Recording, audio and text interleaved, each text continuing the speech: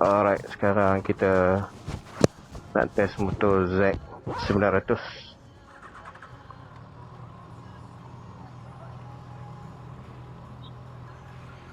Kita nak test Z900 dekat event di Johor ni. Dia buat test ride untuk motor Kawasaki. So, jom kita tengok motor Z900 ni macam mana. Saya tak bisa bawa lagi Z900 saat baru ni. Okay.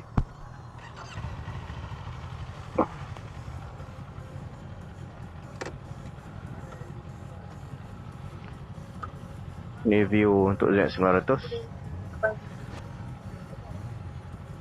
Sekejap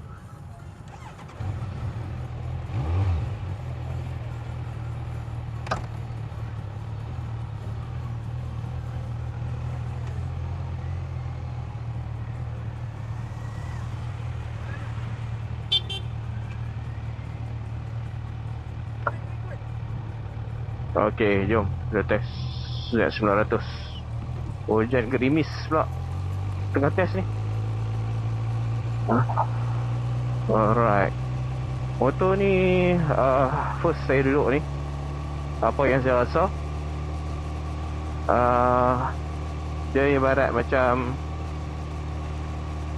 saya duduk di dalam motor. Macam tu. Dan motor ni rasa sangat compact. Rasa jarak dia dengan meter dan juga tangki ni rapat betul. Okay. Position dia dengan badan saya ni boleh katakan menunduk juga. Dia macam position attacking. Untuk speed, saya rasa mungkin kena pakai windshield kot.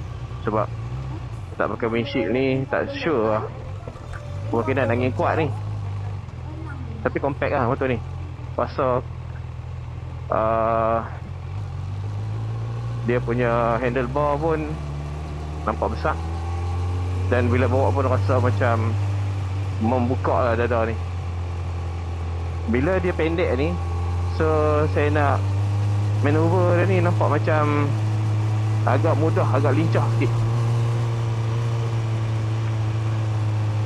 Untuk seat, saya duduk ni, saya rasa seat ni dia condong ke hadapan. Okay.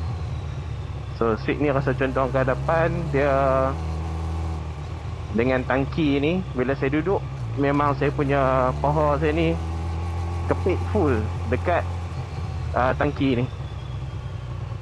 So rasa senang lah untuk kita nak corner, nak tarik motor ni kiri dan kanan. Saya rasa dia lebih mudah untuk kita nak buat macam tu lah. Okay. So itu untuk position yang saya duduk sekarang ni. Alright. So kita kena kepit lah paha dekat tangki ni untuk kita rasa lembut dan mudah untuk nak kontrol. Kalau tidak, kita akan rasa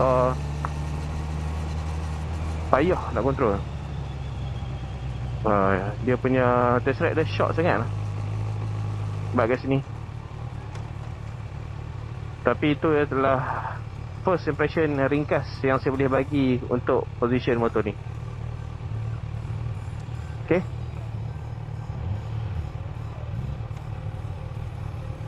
Alright.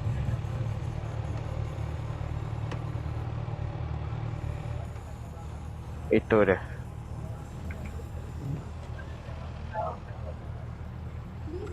Dia nampak kejap dan padat lah.